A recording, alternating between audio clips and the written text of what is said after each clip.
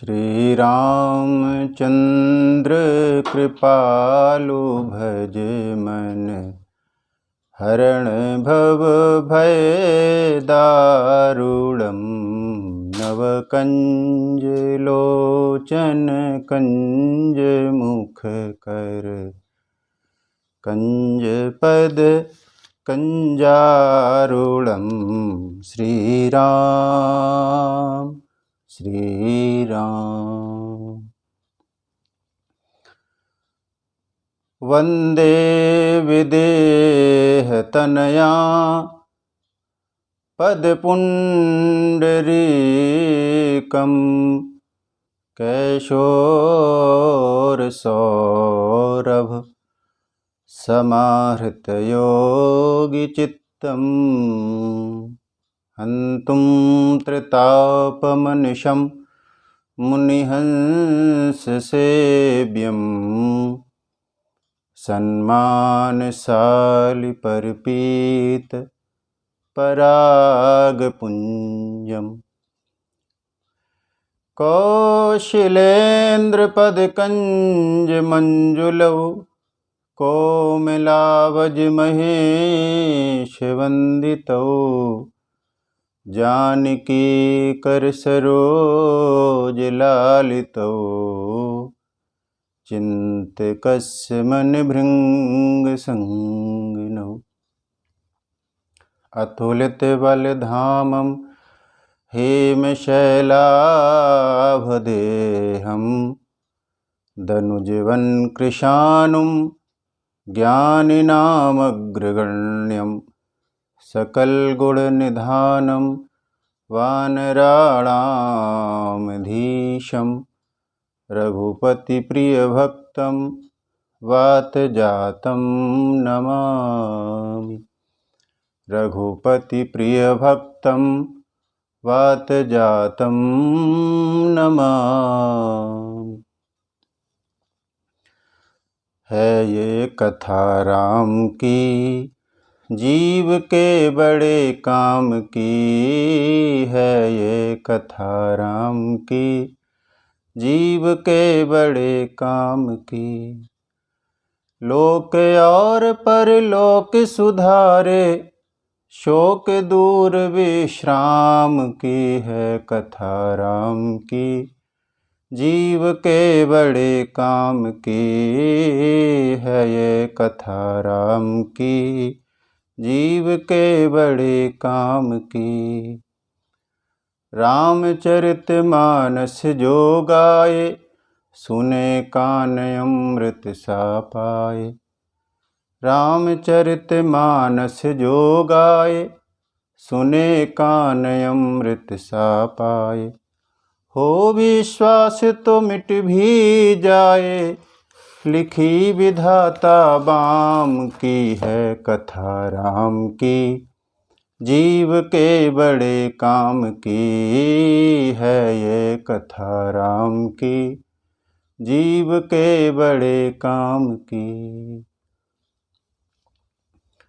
बोलिए श्री सीताराम जी महाराज की।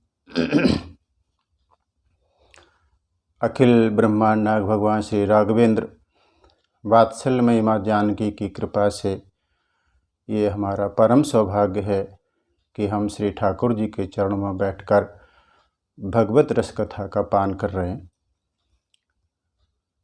और इस कथा में हम अपनी ओर से आप सभी श्रोता बंधुओं का हृदय से स्वागत करते हैं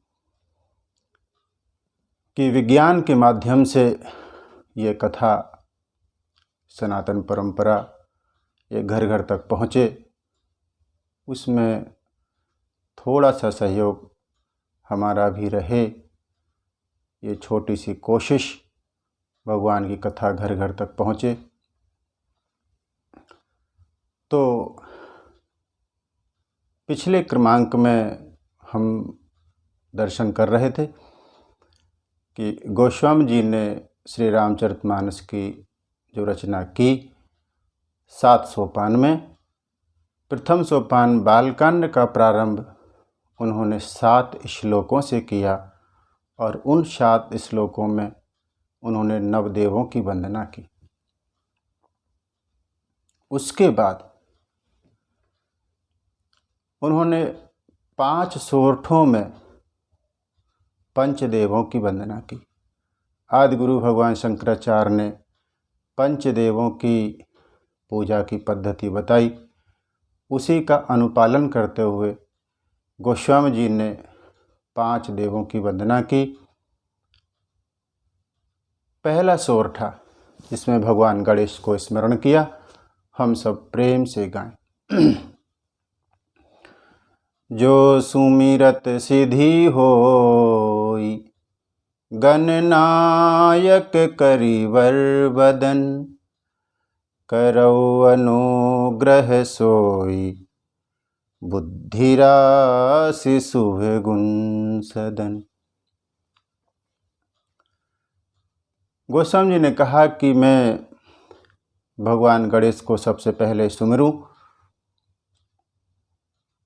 और भगवान गणेश प्रथम पूज्य हैं भी। और हम सब जानते हैं कि एक बार देवों में ये चर्चा हुई कि प्रथम पूज्य किसे माना जाए।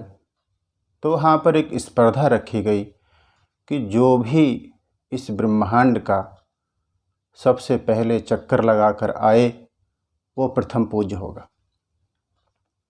सभी देव अपने अपने वाहनों से निकले। भगवान गणेश ने विचार किया कि मेरा तो वाहन ही चूहा है, और अगर मैं इससे जाता हूँ तो मुझे कितना समय लगेगा। तो कथा आती है कि उन्होंने अपने माता पिता भवानी शंकर का ही एक परिक्रमा कर ली, और मानो भवानी शंकर, भगवान शंकर और पार्वती जी की परिक्रमा पूरे ब्रह्मांड की परिक्रमा हो गई। लेकिन गोस्वामी जी ने कहा कि भगवान गणेश प्रथम पूज्य इसलिए हैं कि उसमें नाम का प्रभाव है। नाम के प्रभाव से गणेश जी प्रथम पूज्य हैं। और हम पंक्ति का स्मरण करें। महिमा जासु जान गण राउ, प्रथम पूजियत नाम प्रभाऊ, महिमा जासु। तो यहाँ पर 2 अलग अलग मत हो गए। एक मत में ये कि उन्होंने भगवान शिव और पार्वती जी की परिक्रमा की। दूसरे मत में कहा गया कि भगवान के नाम के प्रभाव से गणेश जी प्रथम पूज्य। और यदि हम गहराई से विचार करें तो दोनों मत एक ही हैं। और उसका कारण ये कि भगवान शंकर के बारे में श्रीमद् भागवत में आता है कि शिव से बड़ा कोई वैष्णव नहीं है। वहाँ पर आता है कि निम्न गानाम यथा गंगा, देवानाम अच्युतो यथा, वैष्णवानाम यथा शंभु, पुराणानाम इदम तथा। जैसे नदियों में गंगा से श्रेष्ठ कोई नदी नहीं, देवों में अच्युत भगवान कृष्ण से बड़ा कोई श्रेष्ठ देव नहीं, और वैष्णवों में शिव से बड़ा कोई बड़ा वैष्णव नहीं, और ऐसे ही पुराणों में श्रीमद् भागवत के से बड़ा कोई पुराण नहीं। तो भगवान शंकर परम वैष्णव हैं। और इतने बड़े वैष्णव कि भवानी ने अपने श्रीमुख से कहा, तुम पुनि राम राम दिन राती, सादर जपहु अनंग आरती, तुम पुनि राम। भगवान निरंतर भगवान श्री राम के नाम का स्मरण करते रहते। तो इस रूप में भगवान शंकर मानो नाम का ही एक रूप है। और जब भगवान गणेश ने शिव जी की परिक्रमा लगाई तो शिव की परिक्रमा तो थी ही, साथ में भगवान के नाम की ही परिक्रमा थी। और उस नाम के प्रभाव से भगवान प्रथम पूज्य हो गए। विनय पत्रिका में बड़ी भावपूर्ण स्तुति गोस्वामी जी करते हैं, हम भी स्मरण करें। गाइए गणपति जगवंदन, शंकर सुवन भवानी नंदन, सिद्धि सदन गजबदन विनायक, कृपा सिंधु सुंदर सबलायक, मोदक प्रिय मुद मंगल दाता, विद्यावारिधि बुद्धि विधाता, मांगत तुलसी दास कर जोरे, बसहि राम सिय मानस मोरे, गाइए गणपति जगवंदन, शंकर सुवन भवानी नंदन। कई लोगों का मत है कि गोस्वामी जी में कहीं न कहीं ये अनन्यता का अभाव दिखता है कि भगवान राम ही उनके परम इष्ट हैं, लेकिन उन्होंने सभी देवों की वंदना की। तो मुझे ये लगता है कि गोस्वामी जी की अनन्यता उस कुल वधू के समान है जो परिवार में सभी सदस्यों का आदर करती है, लेकिन उसकी प्रीति का केंद्र उसका पति होता है। ठीक इसी तरह से गोस्वामी जी ने भले ही सबकी वंदना की हो, लेकिन सबसे एक ही प्रार्थना की, मांगत तुलसीदास कर जोरें, बसहि राम सिय मानस मोर। भगवान श्री सीताराम जी के चरणों में मेरा प्रेम हो, यही उनकी अनन्यता है।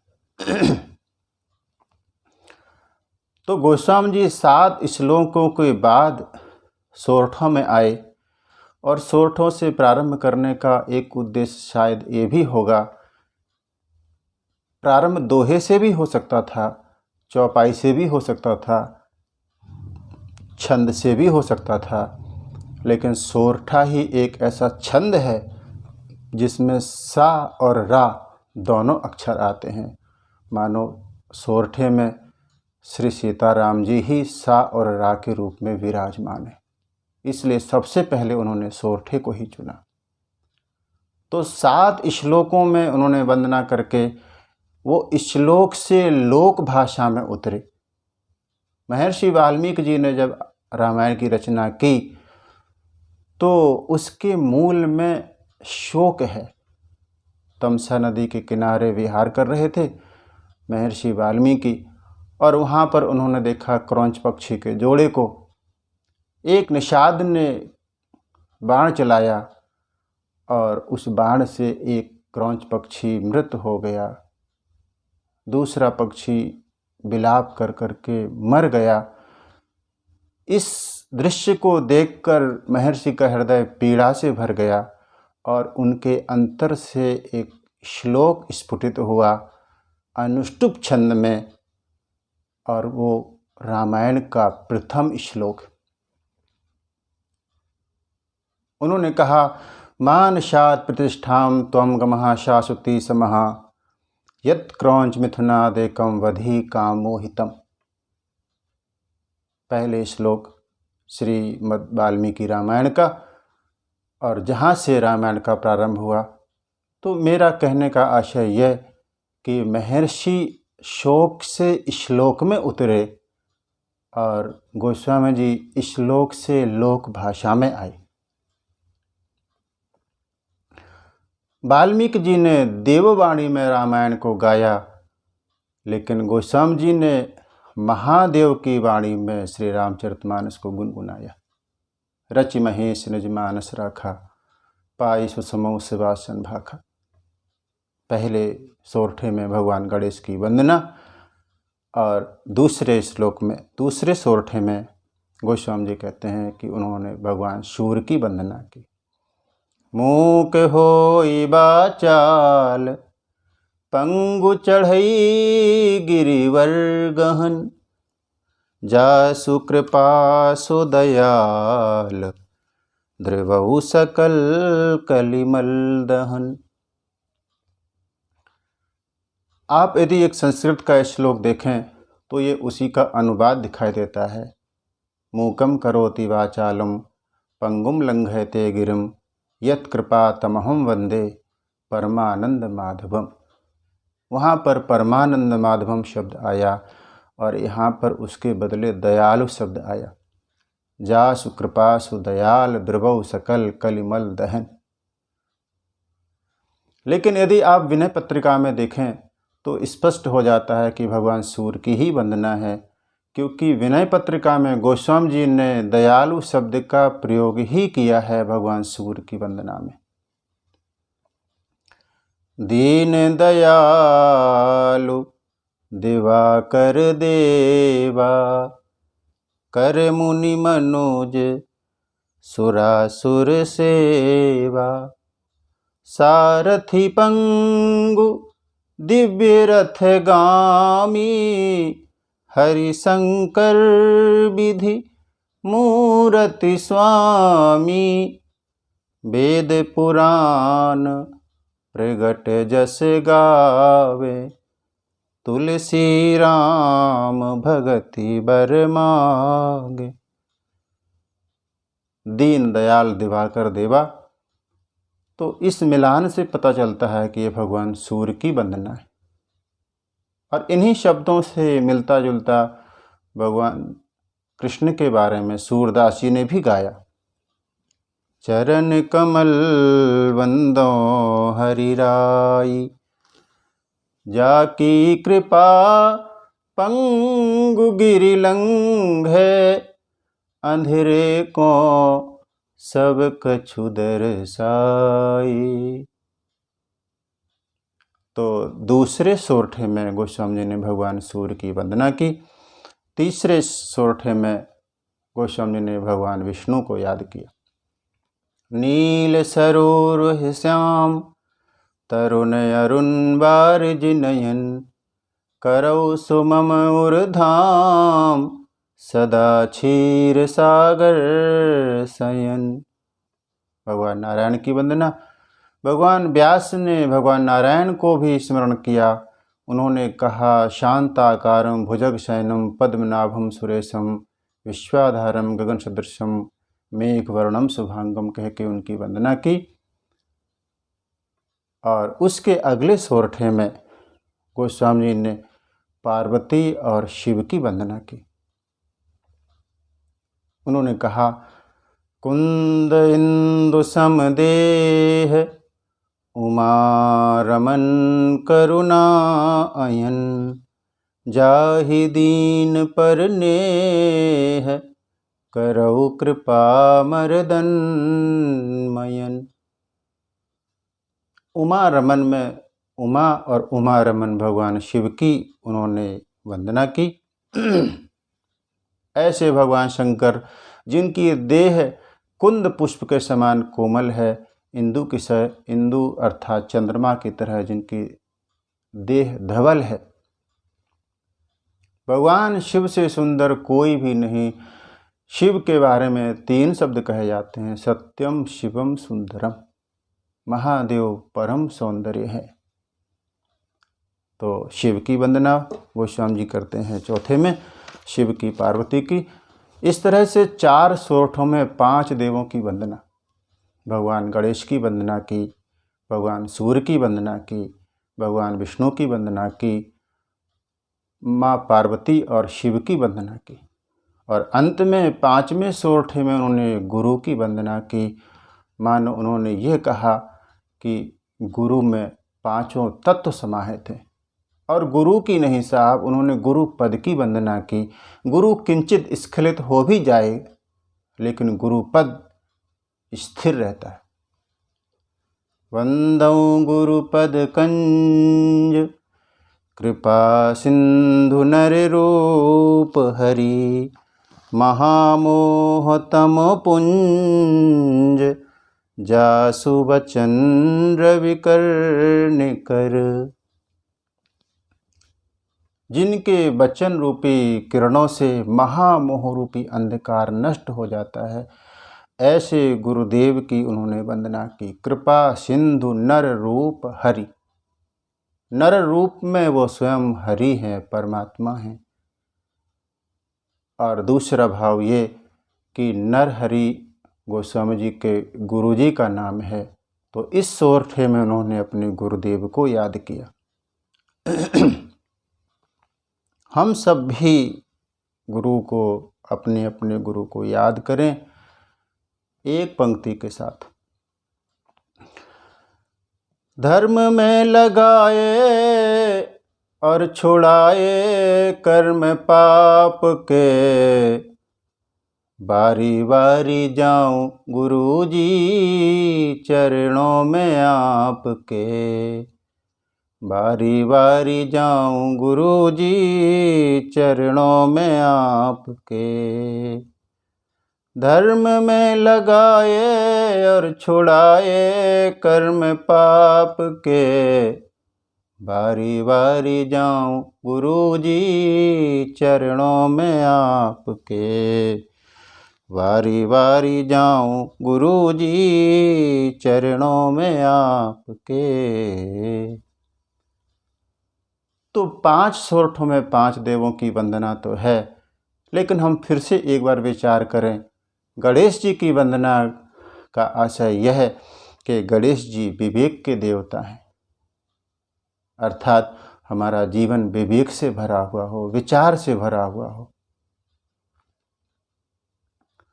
आप देखते हैं कि महाराष्ट्र में भगवान गणेश का उत्सव मनाया जाता है और फिर गणेश जी की मूर्ति का विसर्जन हो जाता है।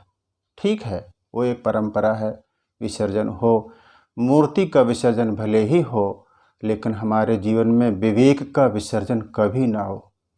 हम विवेक पूर्वक जिएं। विवेक पूर्वक जीना ही गणेश जी की वंदना है। दूसरी बात, भगवान सूर्य की वंदना। सूर्य प्रकाश का प्रतिनिधित्व करते हैं। हम भी प्रकाश, हमारा जीवन प्रकाशमय हो, हम प्रकाश में जिएं। अस्तो माँ सद्गमय तमसो माँ ज्योतिर्गमय के भाव से हम सब प्रकाश से भरे रहें, तो मानो ये भगवान सूर्य की वंदना। और तीसरा, भगवान विष्णु की वंदना की। भगवान विष्णु व्यापक हैं, हरि व्यापक सर्वत्र समाना। और भाव ये कि हमारा दृष्टिकोण व्यापक हो, संकुचित विचारधारा में हम ना जिएं, व्यापकता में जिएं, हमारी दृष्टि ठीक हो। दृष्टि ठीक हो, दृष्टिकोण भी ठीक हो। और गुरु का काम बस इतना सा ही है। आप देखते हैं भगवान घोषणा करते हैं कि हर युग में मैं अवतार लेता हूँ। यदा यदा हि धर्मस्य ग्लानिर्भवति भारत अभ्युत्थानम अधर्मस्य तदात्मानं सृजाम्यहम्। मैं हर युग में अवतार लेता हूँ। तो भगवान अवतार लेते हैं, उसका एक ही आशय है कि भगवान जब अवतार लेते हैं तो पूरी सृष्टि में परिवर्तन होता है। गुरु भी अवतार लेता है, सदगुरु भी अवतार लेता है। बस फर्क इतना है कि परमात्मा अवतार लेता है तो पूरी सृष्टि में परिवर्तन होता है, लेकिन जब गुरुदेव अवतार लेते हैं तो शिष्य की दृष्टि में परिवर्तन कर देते हैं। हमारी दृष्टि बदल जाती है, देखने का नज़रिया बदल जाता है। 4 शिष्य किसी गुरु के पास पहुँचे। एक ने कहा कि मैं पूरी दुनिया को हरे रंग में देखना चाहता हूँ, किसी ने कहा नीले रंग में देखना चाहता हूँ, किसी ने कहा पीले रंग में देखना चाहता हूँ। गुरुजी ने कहा कि बिल्कुल संभव है। एक को हरे रंग का चश्मा पहना दिया, एक को पीले रंग का पहना दिया, एक को नीले रंग का पहना दिया। अब कहा देखो, तो दृष्टि बदल देते हैं। ये गुरु का काम है। तो भगवान विष्णु की यदि पूजा करनी है तो हमारा व्यापक दृष्टिकोण ही नारायण की पूजा है। और उसके बाद में गोस्वामी जी कहते हैं कि पार्वती जी की पूजा का क्या अर्थ है। पार्वती जी मूर्तिमती श्रद्धा है। हमारा जीवन श्रद्धा से भरा हुआ हो, विश्वास के साथ भरा हुआ हो। श्रद्धावान लभते ज्ञानम, श्रद्धावान को ही ज्ञान की प्राप्ति होती है। तो श्रद्धा से भरा हुआ जीवन, यही पार्वती जी की पूजा है। और अंत में भगवान शंकर की पूजा का अर्थ यह है कि भगवान शिव का अर्थ ही होता है कल्याण। इसका अर्थ यह है कि हमारी सोच, हमारी दृष्टि, हमारा व्यवहार पूरे जगत के कल्याण के भाव से भरी हो। महादेव कल्याण के स्वरूप हैं। रुद्राष्टक में हम सब दर्शन करते हैं। कलातीत कल्याण कल्पांतकारी सदा सज्जनानंद दाता पुरारी चिदानंद संदोह मोहापहारी प्रसीद प्रसीद प्रभो मन्मथारी नमामि शमीशान निर्वाणरूपं विभुं व्यापकं ब्रह्मवेद स्वरूपम। कल्याण की भावना से हम भरे हुए हों, यही शिव की पूजा है। इसके बाद गोस्वामी जी ने सबसे पहली पंक्ति जब उठाई तो उन्होंने गुरु की वंदना की, और यह पहला दोहा मानस का गुरु गीता के नाम से जाना जाता है। हम सब इन पंक्तियों का स्मरण करें। वंदौ गुरु पद पदुम परागा सुरुचि सुबास सरस अनुरागा अमीय मूरी मैं चूरन चारु समन सकल भव रुज परिवारु सुकृति संभूतन विमल विभूति मंजुल मंगल मोद प्रसूति जन मन मंजु मुकुर मलहरणी किए तिलक गुण गण वस करनी श्री गुरु पद नख मणिगण ज्योति सुमिरत दिव्य दृष्टि ही होती दलन मोहतम सो सप्रकाशु बड़े भाग उर आवई जासु उघरहि बिमल बिलोचन ही के मिटहि दोष दुख भव रजनी के सूझहि राम चरित मणिमानिक गुप्त प्रगट जह जो जहि खानिक बंदौ गुरु पद पदुम परागा सुरुचि सुवास सरस अनुरागा। पहले दोहे में गोस्वामी जी ने गुरु जी की वंदना की, जो कि मानस गुरु गीता के नाम से हम सब जानते हैं। एक पंक्ति में हम गुरु जी की वंदना करें। मैं बारी बारी जावा गुरु जी के पावा, मैं बारी बारी जावा गुरु जी के पावा, गुरु जी के पावा सद्गुरु जी के पावा, गुरु जी के पावा सद्गुरु जी के पावा, बारी बारी जावा गुरु जी के पावा। गुरु जी की वंदना करते हुए उन्होंने कहा कि मैं गुरु पद की वंदना करता हूँ, जिनकी चरण रज से जन मन मंजु मुकुर मल हरनी। साधकों के मन रूपी दर्पण के मल को हरने वाली उनके चरण रज है। तो दो वस्तुएं हैं। एक बार उन्होंने कहा कि गुरु की चरण रज से अपने मन रूपी दर्पण को साफ करो, और दूसरी बात उन्होंने कही कि गुरु जी के चरण नख की जो ज्योति है उससे हमारी दृष्टि पवित्र हो। किसी वस्तु को अगर देखना है तो हमें दृष्टि ही अपेक्षित है। हमारी दृष्टि ठीक हो, हमारे दृष्टि दोष ना हो, आंखें ठीक हो तो हम किसी वस्तु का दर्शन कर सकते। लेकिन यदि खुद को देखना हो, स्वयं को दर्शन करना है, तो हमारे पास दृष्टि भी हो और हमारे पास दर्पण भी हो। इन दोनों में से यदि कोई स्वच्छ नहीं होगा तो हम अपना दर्शन नहीं कर पाएंगे। अगर मानो दृष्टि में कोई दोष है तो भी हम स्वयं को नहीं देख पाएंगे, और यदि दर्पण मलिन है तो भी स्वयं का साक्षात्कार नहीं कर सकते। तो गुरु जी की कृपा से हमारी दृष्टि भी ठीक हो जाती है और हमारा मन रूपी दर्पण भी ठीक हो जाता है।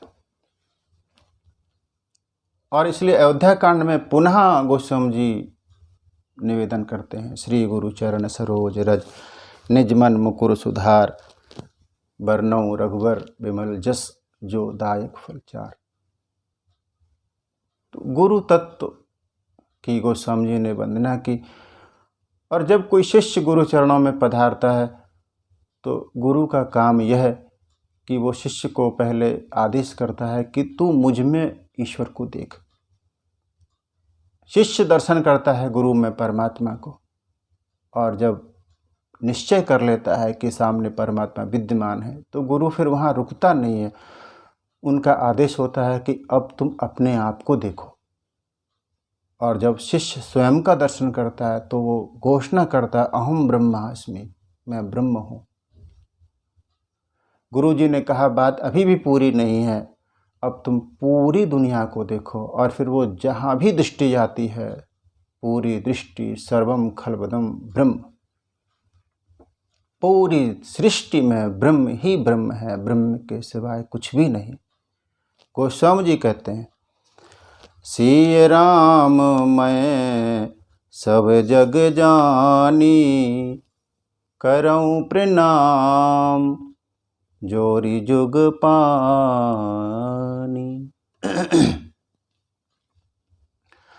तो गोस्वामी जी ने गुरु जी की वंदना की और उसका फल मिला। गुरुपद रज मृदु मंजुल अंजन, नयन यमीय दृग दोष विभंजन, तहि करि विमल विवेक विलोचन, बरनऊ राम चरित भवमोचन। गुरु की चरण रज से अपने नेत्रों को साफ किया और कहा कि अब मैं भगवान राम के चरित्र का वर्णन करने जा रहा हूँ। नेत्रों को निर्मल किया। और मैं आपको कहूँ कि जिसके नयन साफ होंगे उसी के बैन भी साफ होंगे। दृष्टि हमारी स्वच्छ हो। गोस्वामी जी ने कहा वर्णो रामचरित भवमोचन, लेकिन आप देखें कि रामचरित्र का प्रारंभ तो नहीं किया। उन्होंने ये लिखने के बाद भी कि मैं भगवान के चरित्र का वर्णन करने जा रहा हूँ, अपना वादा तोड़ दिया। और वो इसलिए कि जब दृष्टि पवित्र हो गई तो फिर ये कहना मुश्किल हो गया कि किसे पूजें और किसे न पूजें। सब कुछ सीताराम में हो गया। तो सबसे पहले उन्होंने गुरु वंदना के बाद में ब्राह्मणों की वंदना की। वंदऊ प्रथम महीसुर चरना, जासु मोह जनित संशय सब हरना। ब्राह्मणों की वंदना की। महीसुर, और महीसुर का भाव ही यही कि पृथ्वी के देवता हैं। तो जिस व्यक्ति में देवत्व हो उसी को महीसुर कहा जाए। और ब्राह्मणों के लिए एक शब्द विप्र भी आता है। और जातिगत तो ठीक है, लेकिन विप्र का जो मुझे लगता है कि जो विगत प्रपंच है वही विप्र है, अथवा तो जिसमें विवेक की प्रधानता है वो विप्र है। ब्राह्मणों की वंदना के बाद में उन्होंने साधु वंदना की। साधु चरित शुभ चरित कपासु, निरस विशद। साधु चरित शुभ चरित कपासु, निरस विशद। गुणमय फल जासु। साधुओं की वंदना की और कहा जैसे कपास का फूल होता है, निरस होता है, शुष्क होता है, साधु में भी वैराग्य की शुष्कता होती है, चरित्र की सात्विकता होती है।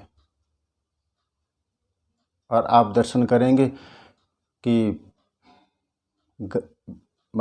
आप अयोध्या कांड में दर्शन करेंगे कि भरत जी को साधु कहा गया। तात भरत तुम सब विधि साधु, राम चरण अनुराग अगाधु। तात भरत तुम, भरत जी सब प्रकार से साधु हैं। तो साधु की वंदना और उसके बाद में गोस्वामी जी संतों की वंदना को पुनः कहते हैं। उन्होंने कहा कि मैं संत समाज को कहता हूँ कि ये चलता फिरता तीर्थराज प्रयाग है। प्रश्नकर्ता ने कहा कि यदि ये तीर्थराज है तो यहाँ पर गंगा जी भी होंगी, यमुना महारानी होंगी, शारदा भी होंगी, यहाँ वटवृक्ष भी होगा, त्रिवेणी भी होगी। गोस्वामी जी ने सभी रूपक दिए। उन्होंने कहा कि संत समाज ये चलता फिरता तीर्थराज है।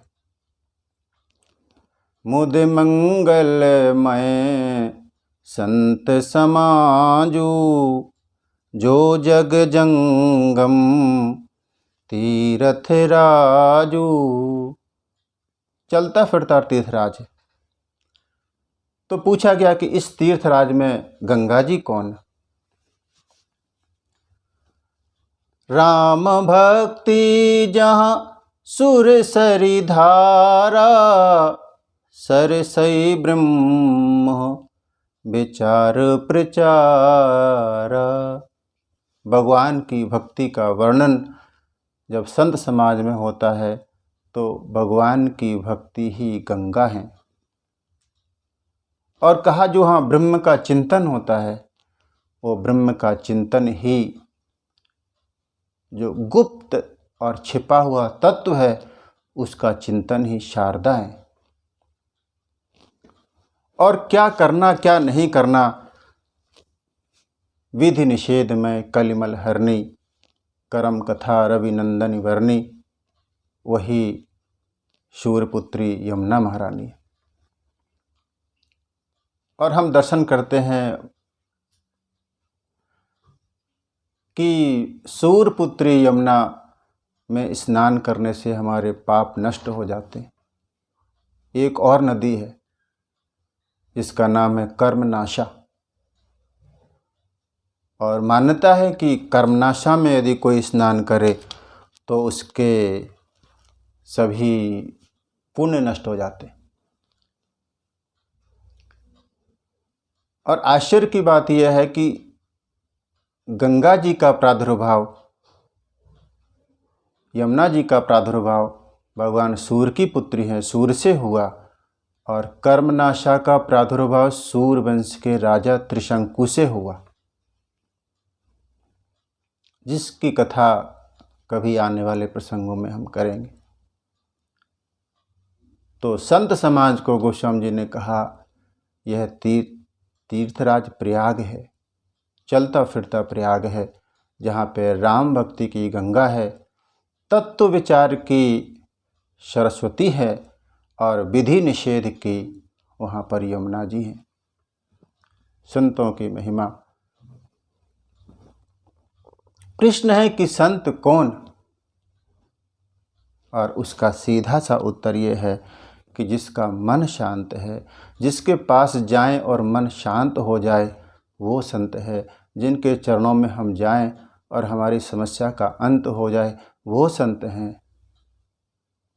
अथवा तो जीवन में जब संत आता है तो जीवन में बसंत आता है। संत की महिमा है। और एक कवि ने कहा, सुझाव दिया, मुश्किलें घेर लें तो न घबराइए, हौसले से हर एक काम सुलझाइए, फिर भी गम दूर होना अगर आपके, आप फिर सद्गुरु की शरण आइए। तो गोस्वामी जी ने यहाँ संत रूपी प्रयागराज की तुलना की। और जब उनसे पूछा गया कि यहाँ पर फिर बरगद का वृक्ष भी होगा, तो उन्होंने कहा कि बिल्कुल। यहाँ बरगद का वृक्ष कौन सा? कहा बरगद का वृक्ष ये संतों का अपने धर्म में अचल निष्ठा होना, विश्वास होना, विश्वास ही बरगद का वृक्ष है।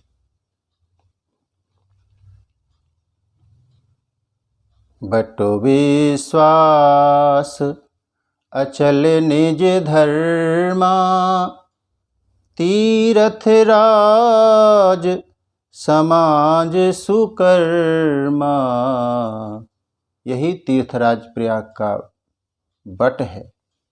और विश्वास का अर्थ ये, जो टूट जाए वो श्वास, और जो कभी ना टूटे वो विश्वास।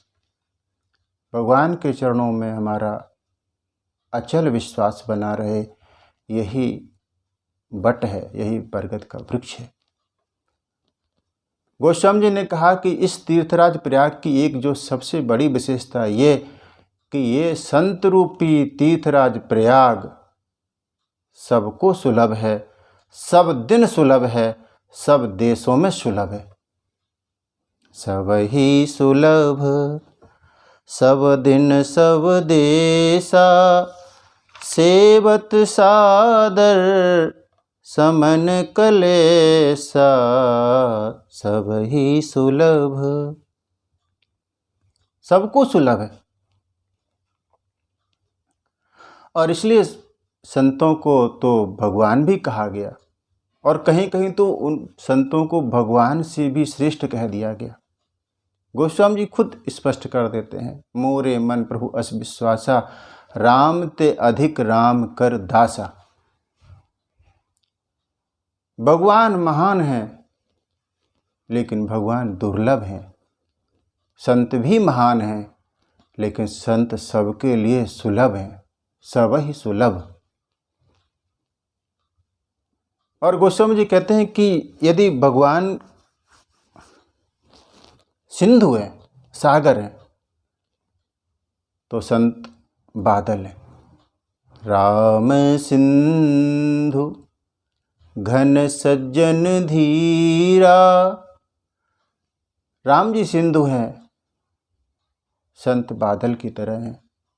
लेकिन फिर उन्हें लगा कि बादल तो कह दिया, बादल सबके लिए सुलभ हैं, सब देशों में सुलभ हैं, लेकिन सब दिन सुलभ नहीं है। बारिश ऋतु में ही बादल सुलभ होते हैं। इसलिए फिर उन्होंने दूसरी उपमा दी, राम सिंधु घन सज्जन धीरा, चंदन तरु हरि संत समीरा। कहा कि संत समीर की तरह हैं, हवा की तरह हैं, सभी को सुलभ हैं, सब दिन सुलभ हैं, सब देशों में सुलभ। और एक हम दृष्टांत से आपको बताएं, सब ही सुलभ। सबको कैसे सुलभ? आप अरण्य कांड का प्रसंग देखते हैं। श्री सीताराम जी विराजमान हैं, भगवान सीता जी का श्रृंगार कर रहे हैं, और उसी समय जयंत इंद्र का जो पुत्र है वो कौवा बन के आता है। भगवान की परीक्षा लेने का विचार किया और सीता जी के चरणों में उसने चोंच मार दी। सीता चरण चोंच हत भागा। तो अपराधी है वो, जगत जननी का अपराध किया है। और भगवान तो कहते हैं कि यदि कोई मेरा अपराध करे तो मुझे कष्ट नहीं, लेकिन यदि कोई मेरे भक्त का अपराध करे तो राम रोष पावक सो जरई, वो मेरे रोष रूपी अग्नि में जलकर भस्म हो जाता है। अपराध तो किया उसने, और ऐसे अपराधी को जिसको सजा मिलनी ही चाहिए थी, एक ओर से उन्होंने सीक धनुष सायक संधाना तो दूसरी ओर से उन्होंने नारद रूपी संत को भेज दिया। गोस्वामी जी लिखते हैं, नारद देखा विकल जयंता, लागी दया कोमल चित संता। संत सब ही सुलभ, सबको, जिसने अपराध किया उसको भी सुलभ है सब दिन। अब आप देखें लंका कांड का एक प्रसंग, जब राम जी और रावण का युद्ध चल रहा है और रावण की आधी से ज़्यादा सेना मारी गई, तब रावण ने विचार किया कि अब क्या करें, और उसने कुंभकर्ण को जगाया। तो कुंभकर्ण ने पूछा कि आपने मुझे क्यों जगाया, तो उसने सारा वृत्तांत बताया कि ऐसा ऐसा हुआ, मैंने सीता जी का हरण किया, फिर राम से युद्ध चल रहा है। तो रावण की बात सुनकर सुन दस कंधर बचन तब कुंभकर्ण बिल खान, और उसने जो बात कही, जगदम्बा हरि आन सठ अब चाहत कल्याण, कहा तुमने जगत जननी का हरण किया है, अब तुम कल्याण चाहते हो। तो रावण को आश्चर्य हुआ, उसने कहा कि तुम्हें कैसे मालूम, तुम्हें कैसे पता कि जगदम्बा है। तब कुंभकर्ण ने कहा कि एक बार नारद जी आए थे और उन्होंने मुझे ये ज्ञान कहा था। नारद मुनि मोहि ज्ञान जो कहा, कहते हूँ तो ही समय निर्बहा। नारद जी ने हमें ये ज्ञान कहा। इसका अर्थ ये कि सब दिन तो संत सुलभ हैं, सभी सुलभ सब दिन, सभी दिनों में। जबकि कुंभकर्ण तो 6 महीने बाद एक दिन जगता था, उसी एक दिन में उनको संत सुलभ हुए। सब देशा, सभी देशों में सुलभ है। हनुमान जी लंका में गए, वहाँ पर विभीषण जी को देखा तो विचार ही किया कि यहाँ कहाँ सज्जन कर बासा, तो लंका में भी।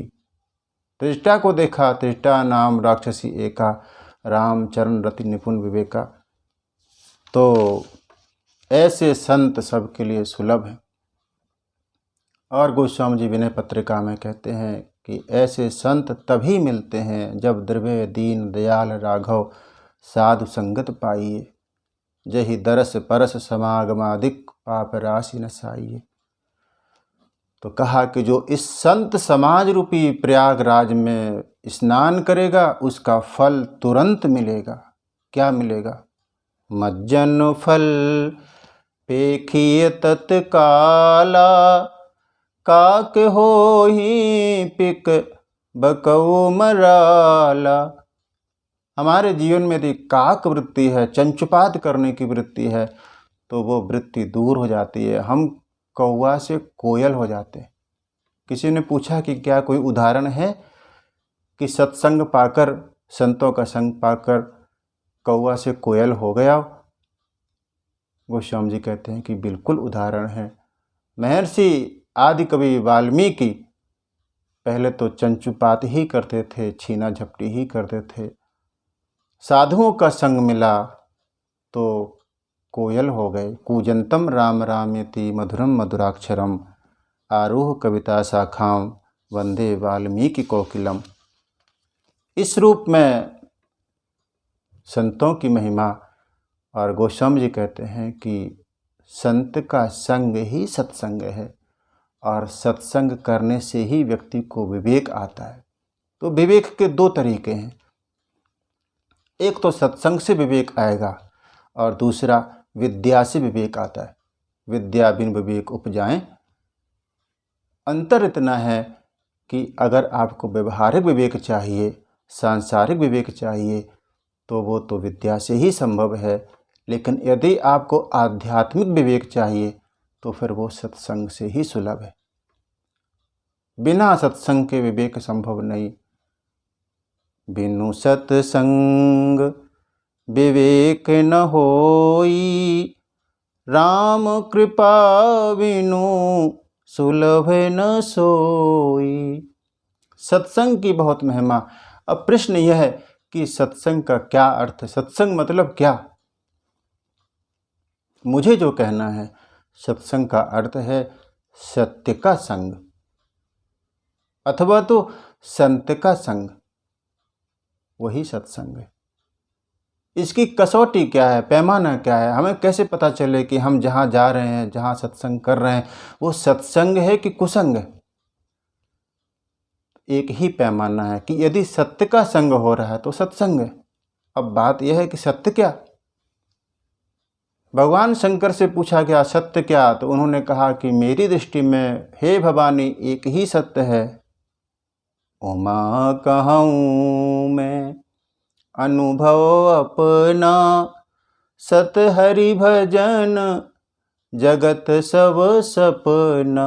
हरि भजन सत्य है।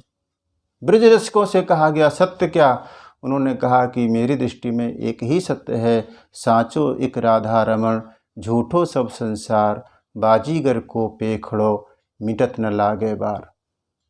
भाव ये, या तो हरि सत्य है या फिर हरि नाम सत्य है। हम कहीं भी जाएं, किसी भी सत्संग में जाएं, यदि सत्संग में जाने के बाद हमारी दृष्टि भगवान में जुड़ जाती है, भगवान के भजन में जुड़ जाए, तो समझना सत्संग है। और यदि हमारी दृष्टि, हमारा विचार, हमारी सोच भगवान से दूर हो, भगवान के भजन से दूर हो, तो समझ लेना चाहिए कि वो सत्संग नहीं है, किसी न किसी रूप में वो कुसंग ही है। सत्संग की महिमा गोस्वामी जी ने गाई कि बिनु सत्संग विवेक न होई, राम कृपा बिनु सुलभ न सोई। बिना उनके संभव नहीं। उसके बाद गोस्वामी जी ने दुष्टों की वंदना की। बहुरी बंदी खलगन सती भाए, जे बिनु काज दाहे न्यू बाए। खलों की वंदना की, दुष्टों की वंदना की, जो बिना काम के ही आपसे विपरीत रहते हैं। तो खल मतलब क्या? खल का सीधा सा अर्थ है, जिसका मतलब है कि जो खाए और लड़े, वही खल। बल्कि जिसका खाए उसी से लड़े, वो खल। गोस्वामी जी तो यहाँ तक कह देते हैं कि जाता कभी स्वभाव न खल का, स्वभाव का खल कभी मिटता नहीं है। जैसे चिकने घट पर नहीं ठहरता एक बिंदु भी जल का। तो खल का मलिन स्वभाव वो दूर नहीं होता। भगवान भी खल को नहीं सुधार पाते हैं, लेकिन गोस्वामी जी ने क्रांति की। उन्होंने कहा कि भगवान भले ही खल के स्वभाव को ना बदल पाएं, लेकिन भगवान के नाम में, भगवान के भजन में वो क्षमता है कि वो खल को सुधार देते हैं। कबीरदास जी ने भी कहा, कबीरा यह मन मलिन है, धोए न छूटे रंग, के छूटे हरि नाम सो, के संतन के संग। संतों के संग से। गोस्वामी जी भी एक बात कहते हैं कि भगवान ने एक तापसी स्त्री का उद्धार किया, लेकिन नाम कोटि खल कुमति सुधारी। नाम ने कितने खलों का उद्धार कर दिया। तो गोस्वामी जी ने खलों की वंदना की। किसी ने कहा कि अब तो खल भी आपसे प्रसन्न हो जाएंगे। उन्होंने कहा नहीं नहीं, अगर कौए को बड़े प्रेम से पाला जाए तो ही वो कभी निरामिष नहीं होता। पुनः उन्होंने दोबारा वंदना की संतों की, सज्जनों की एक बार फिर से, और कहा कि दोनों में एक ही अंतर है। एक मिलता है तो लगता है कि बिछुरत एक प्राण हर लेहि, मिलत एक दुख दारुण देहि। एक के मिलने से दुख होता है, एक के जाने से लगता है कि प्राण निकल जाएंगे। यही अंतर है संत और असज्जन में। तो गोस्वामी जी ने वंदना की खलों की, और फिर उन्होंने कहा कि मैं पूरे विश्व को वंदन करता हूँ। जड़ चेतन गुण दोषमय विश्व कीन्ह करतार, संत हंस गुण गहई पै परिहरि बारी विकार। इस तरह से 5 सोरठों में पंचदेवों की वंदना, उसके बाद गुरु की वंदना, उसके बाद में सज्जनों की, संतों की वंदना, असज्जनों की वंदना, और इसके बाद वंदना का प्रसंग 1-2 क्रमांक में और रहेगा, और उसके बाद हम कथा में प्रवेश करेंगे। आज मैं कथा को यहीं विराम दूं। मेरे साथ आप सभी गुनगुनाएं। जय सिया राम, जय जय सिया राम, जय सिया राम, जय जय सिया राम, सीताराम जय सीताराम, राधे श्याम जय राधे श्याम, जय सिया राम, जय जय सिया राम। बोलिए सियावर।